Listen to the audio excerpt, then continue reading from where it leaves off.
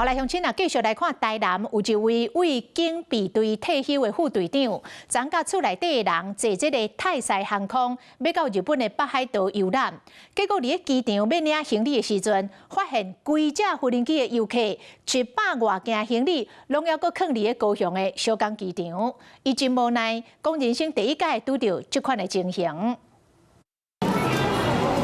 遊客來到日本的北海道機場，佇遐等行李，地勤一個調查發現講，幾百件行李攏還佇小港機場。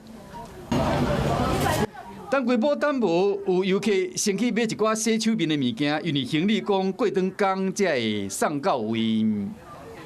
說辭更誇張，說因為小港機場地面溫度超過60度，行李上去超重，所以又拿下來，這個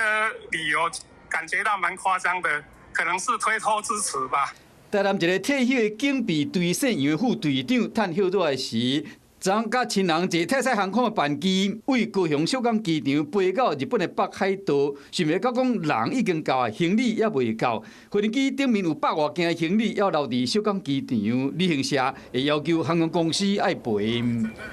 整個人心情降到谷底了。他說行李是今天會到，可是他送到飯店可能是明天晚上了，盥洗比較不方便而已啊。付了錢，無人到，但是我的行李也沒跟着到，這樣子，這樣就有點太離譜了。針對這擺事件，地面的代理業者嘛回應講，這是泰國西主航空評估飛行計劃時，考慮天氣的因素以及其他的狀況，意思講，這個航機起飛重量受到限制。在維護飛安的考慮下，通知代理公司愛卸行李，受到影響行李是由今日這個航機運送部分是明仔載才運到當地，有關要安怎補償，航空公司會去處理。